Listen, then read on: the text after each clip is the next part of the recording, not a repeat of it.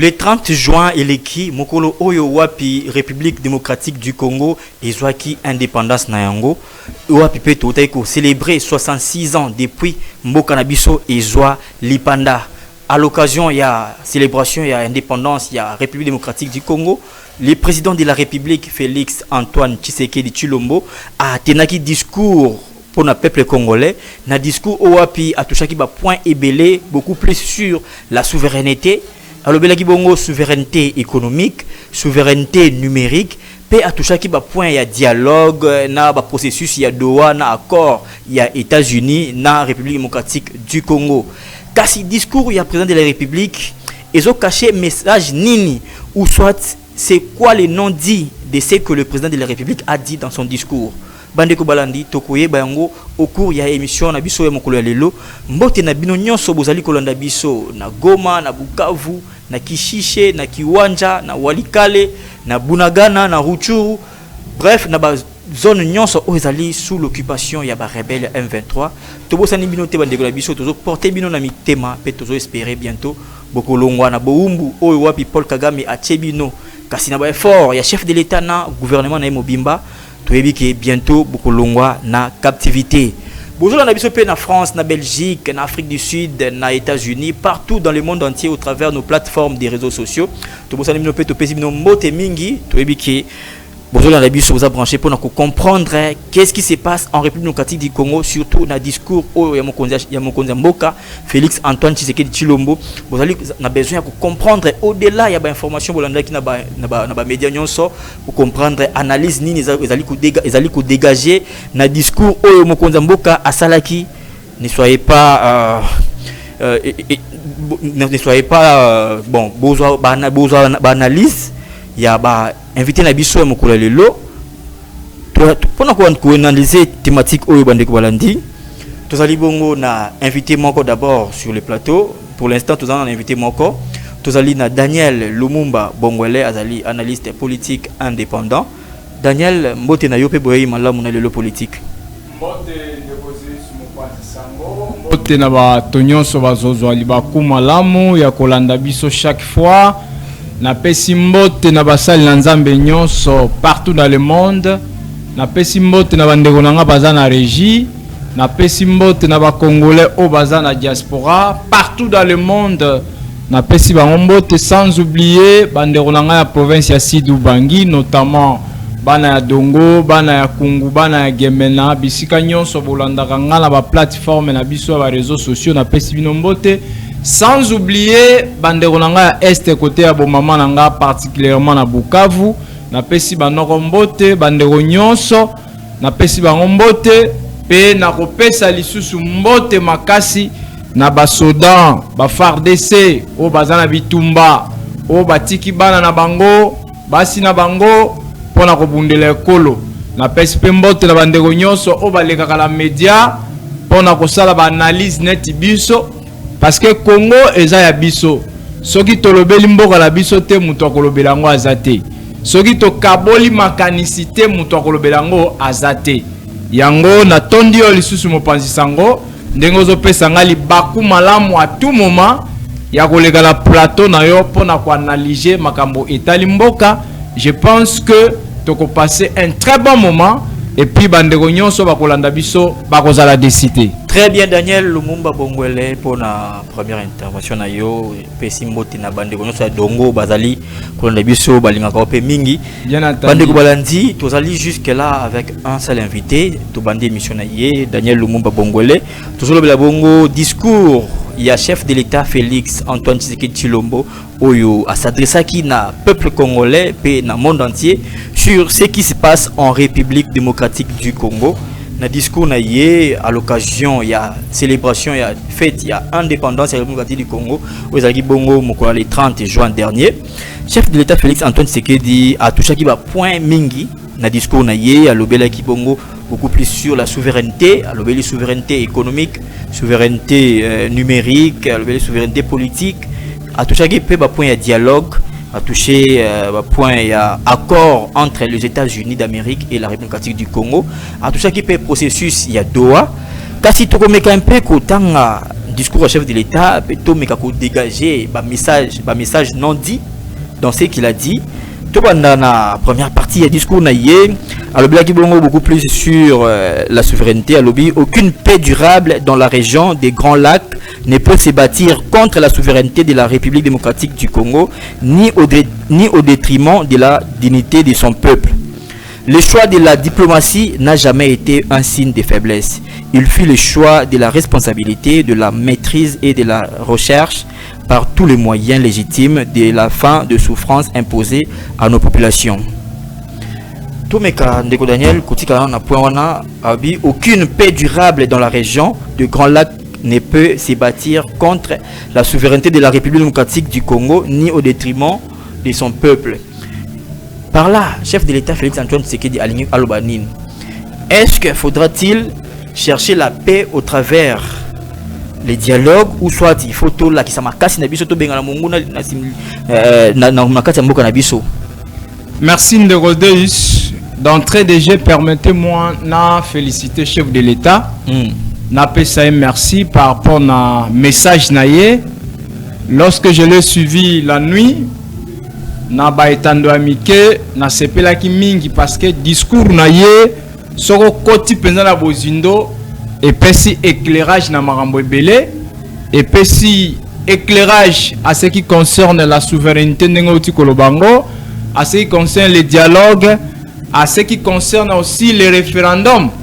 Parce que à l'obéli moi makambo ebele. Alors ndeko Zeus ngana tanga ka mingi ba livre parce que un analyste politique va beaucoup se documenter. Natanga livre il y a un ancien président il y a Afrique du Sud Nelson Mandela.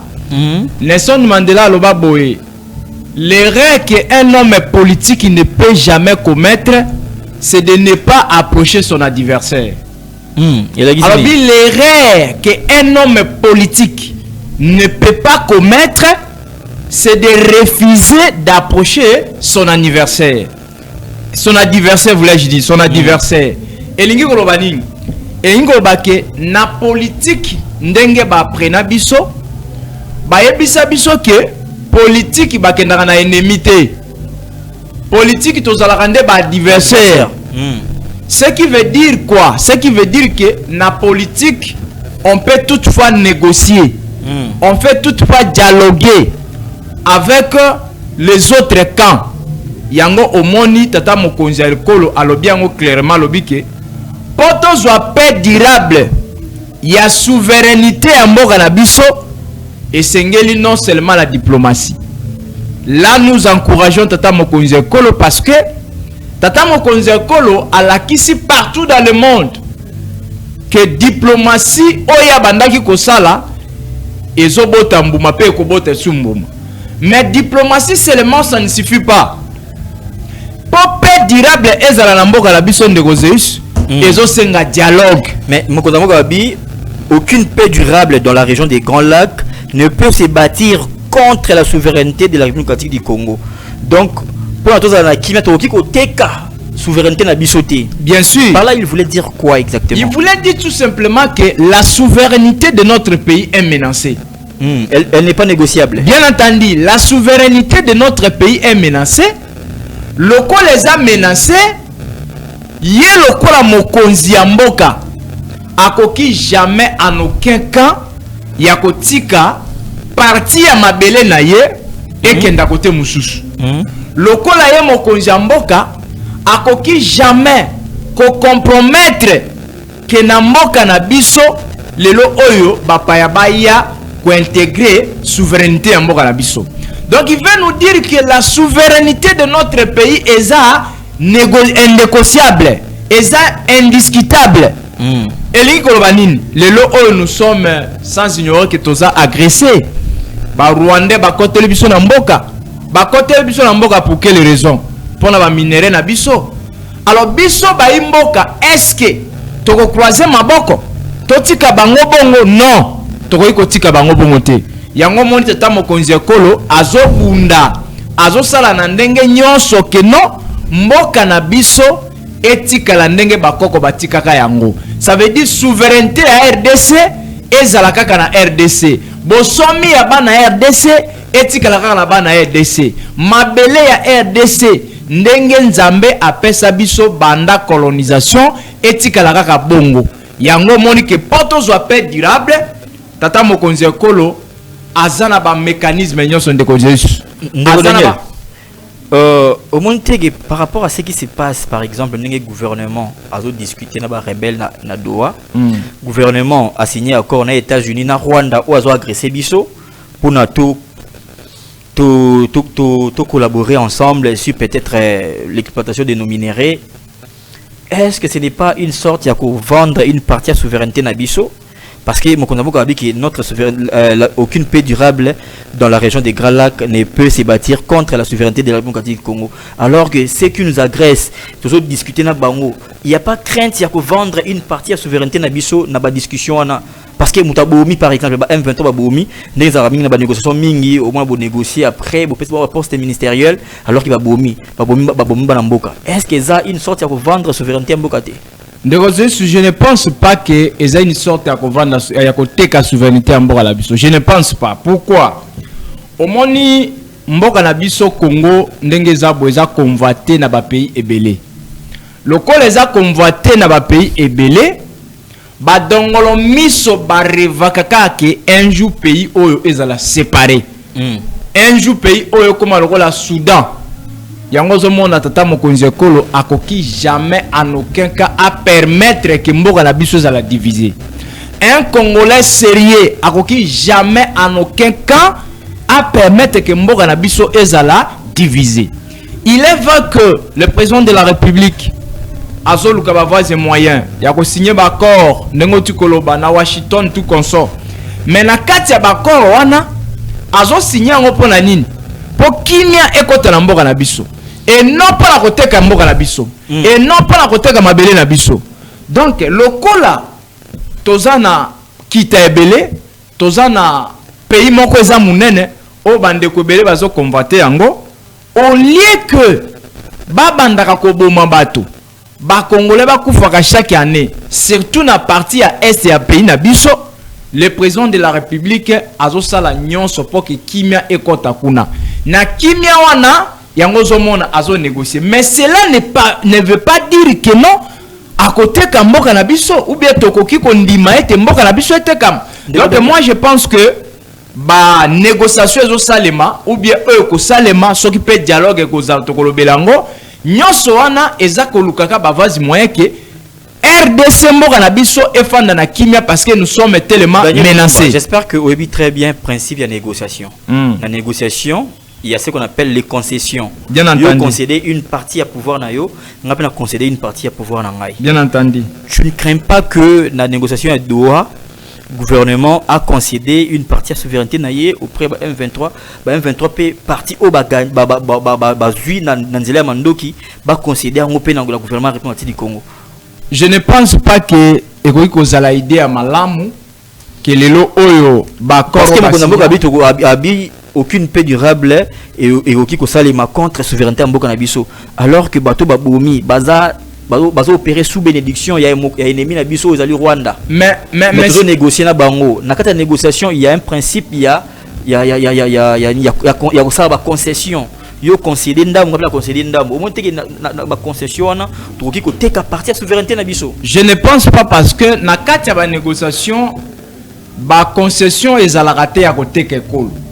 Ils ont la côté comme abilité. Mais au céder une partie à pouvoir. Je ne pense pas. Ma concession et ça les marapons à bas intérêt. Bas intérêt purement politique.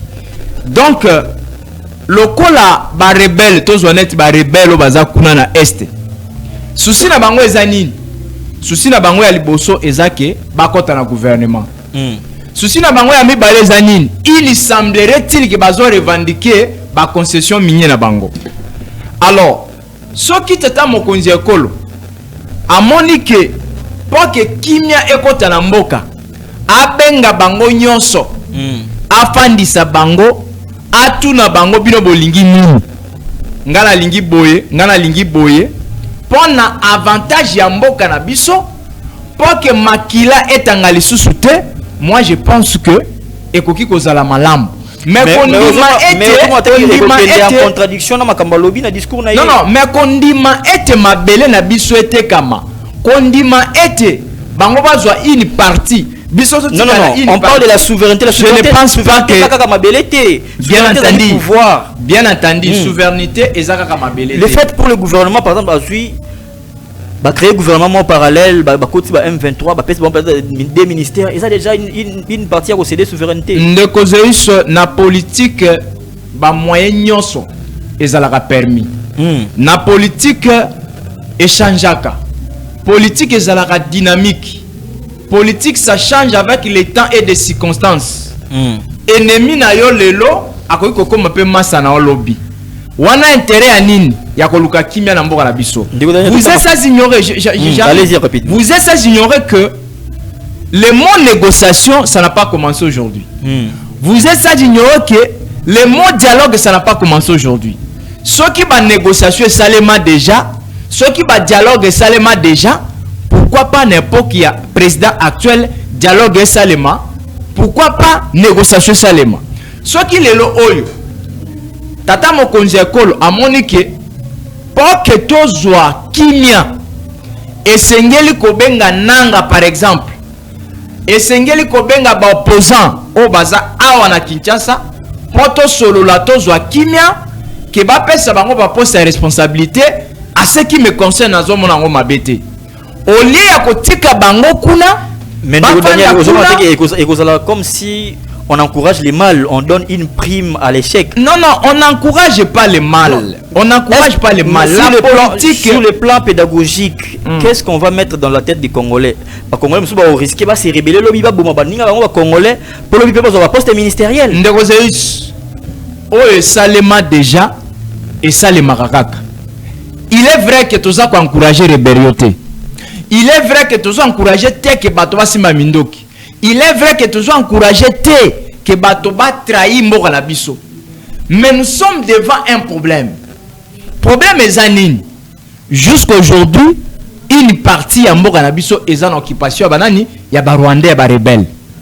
Si on nenge occupé espace wana, est-ce que Kinshasa va contrôler? Je ne pense pas. Nenge va occuper espace wana.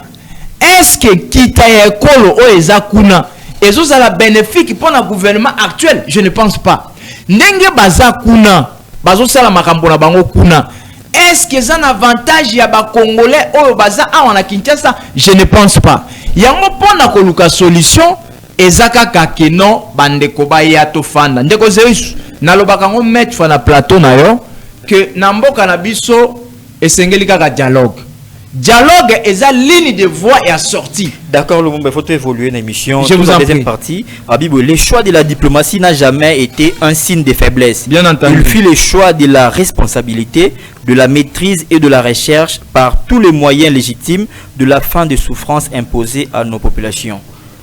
Donc, ceux qui d'abord dans Manduki, après tu as le choix, il y a diplomatie. Chef d'État ils d'abord avait des faiblesses, ils ont pour moyen si sa souffrance aux populations de l'Est a subir depuis plus de 3 ans. Est-ce qu'aujourd'hui la diplomatie est portée par fruit dans parce que tout le monde est accord aux États-Unis na Rwanda depuis le 4 décembre 2025, mais jusqu'aujourd'hui est-ce que souffrance la population Est ici? Est-ce que la diplomatie est réussir là où les armes n'ont pas réussi? Je ne pense pas que diplomatie est réussie. Je ne pense pas que diplomatie échoue en totalité. La diplomatie est avancée bisoumo mouké parce que dans le cadre de la diplomatie, l'accord est signé. Dans le cadre de la diplomatie, j'aurais appris que la guerre est quand même atténuée. Mais cela ne suffit pas. Mais cela ne suffit pas. Pourquoi? Parce que diplomatie seulement est fait quitter les rebelles dans ma belle na bisoté. Jusqu'à présent, vous êtes d'accord avec moi na bande koyon so bazo landa biso que ti lelo nanga na batonaye bazo continuer qu'occuper est. C'est pour dire que la diplomatie n'a pas réussi en totalité. Maintenant, faudrait-il rester seulement avec la diplomatie? C'est ça la question que je me pose. Or, en dehors de la diplomatie, ezana ba voix mususu oyo koki ko benga na munguna na mboka na biso tozana armée na biso soki armée na biso eza vraiment bien équipé lokola tata mokonzi ekolo azobunda wana topese longonya ndenge azobunda ya kobongisa armée na biso ba soda na biso pe ba FARDC bazolemba te bazokontinue kobunda. En tout cas toza kosepela na effort o tata mokonzi ekolo azosala ya diplomatie na ya armée. Mais tant que nanu tozwi solution tende Roséus, tant que nanu banguna batiki mboka na biso te, moi je pense que le dialogue peut être aussi une voie de sortie. Il y a crise. Bien entendu. Bien entendu. Donc, moi je pense que diplomatie, nanou, et si mon son en angote, et là j'encourage toujours le chef de l'État à continuer toujours la diplomatie. Ok, encourager le chef de l'État à continuer toujours la diplomatie, à continuer toujours dans discours par rapport à l'accord Washington. Le chef de l'État a dit ceci: les accords de Washington, les discussions de Doha et les engagements démontrés n'ont de sens que s'ils produisent des résultats concrets, vérifiables et irréversibles. Le silence des armes, la fin de tout soutien aux groupes armés, le retrait effectif des forces étrangères non invitées, le désarmement des combattants, le retour digne et sécurisé de déplacés et des réfugiés, la protection des civils, la restauration de l'autorité de l'État, la justice pour les victimes et de garanties crédibles de non-répétition. Est-ce que par là on peut dire que le chef d'État commence à douter de l'accord de Washington?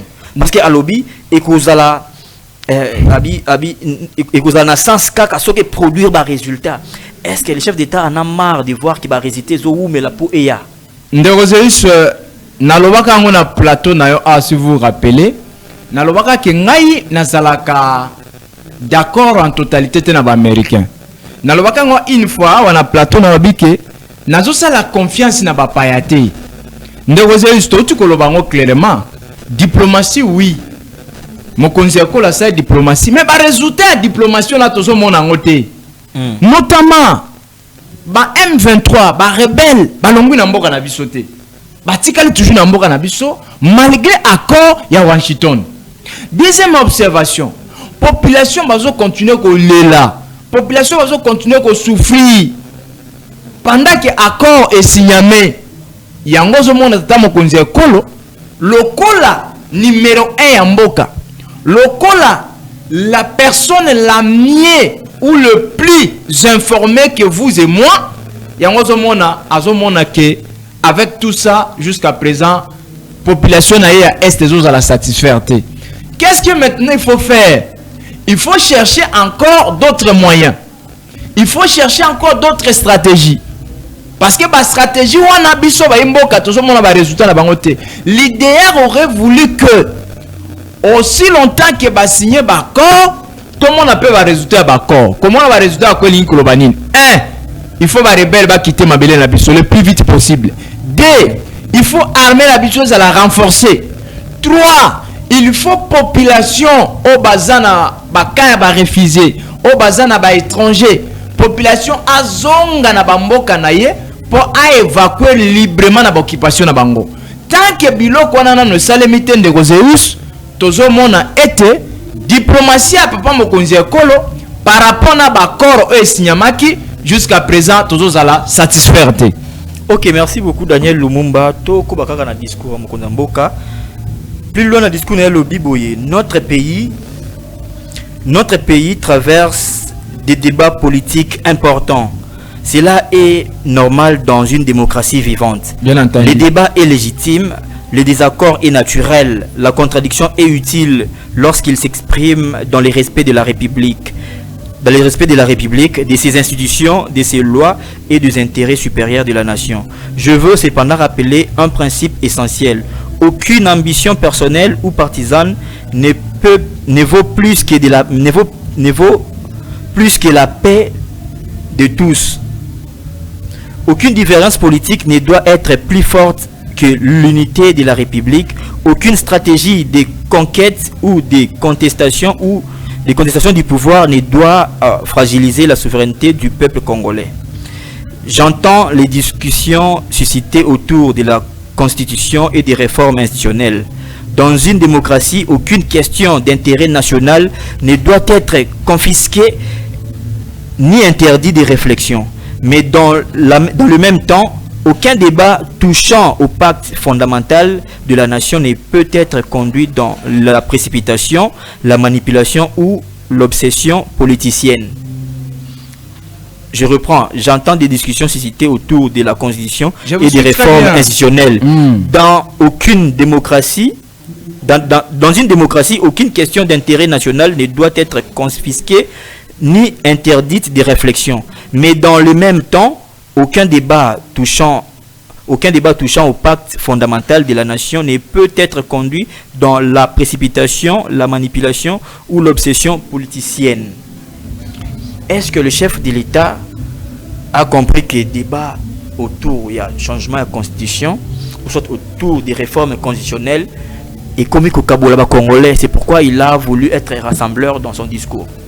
Bien entendu, merci Namotuna Nayo. Il faut rappeler que le débat sur le changement de la constitution est un débat oyo ezubiso mikolo ebele. Ezubiso mikolo ebele. Na kati ya débat wana, moi je dégage 3 courants. Tozana courant yaba oyo baza kondima ete changement de constitution salema. Tozana deuxième courant yaba oyo bazo boya ki changement salema. Tozana troisième courant yaba sali na nzambe ope ba kabwani na mibale. Ba mususu ba ke na ngambo ya changement de constitution.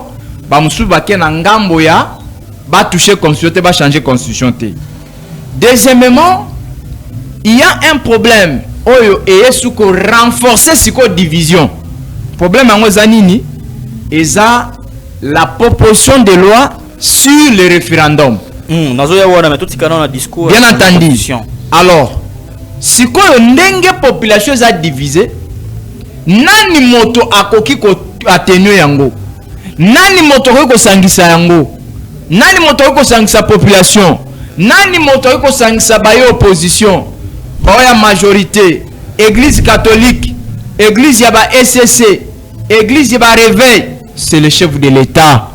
Parce que yé azamo konzi, yaba majorité, azamo konzi, yaba opposition, azamo konzi, yaba église, président de la République azamo konzi yaba tonyos. Tango amoni que débat wana eza ko toucher société dans son ensemble. Lokola tata mokonzi ekolo, lokola yaza numéro 1, yango ti kolobake, on ne peut pas aller dans la précipitation. Donc il a compris que des bangos donc qui n'ont pas la précipitation. Bien entendu, c'est ça. Bien entendu. Tirer ba intérêt na bango. Ba komi ko tirer ba intérêt na bango, yango zo sala que tous à la diviser. Parce que comme débat moko, vous savez les changements de la constitution aujourd'hui, j'aurais appris que comme ko kabola même mabala. Et comme ko kabola ba mabala. Et comme kabola na mabala. O komona mwasi azo soutenir ba changer constitution. Mobali alobi te ba ko changer constitution te. Et comme ko kabola mabala, et comme ko kabola même mabala. Et comme ko kabola même ba master. Ba ninga ba comme ko kabwana. Et comme ko kabola même ba université. Olanda ki kuna na inikin. J'aurais appris que ezalaki na journée à réflexion kuna. Kaka makambo tali constitution, il semblerait que ba étudier ba boycottaki yango. Ça veut dire la question du changement de la constitution eza lelo question moko o eza ko memama non seulement la précipitation mais et comme na volé moko ya mabe. Yango lokola tata mokonzi ekolo, il faut ça la nine. Il faut ba tenir nanu yango et kenda na précipitation te. Yango na sepeli nenga alobi mo unité bimina kati. Alobi mo unité. Oui, il est tout à fait logique que dans un pays démocratique, on ne peut jamais interdire aux gens de réfléchir. Bato oyo bazo réfléchir pour le changement de la constitution, c'est les droits les plus légitimes.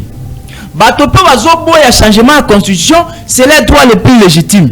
Bato ope bakia na ngambo, bazo soutenir changement, bato bazo soutenir changement te eza droit ya congolais nyonso.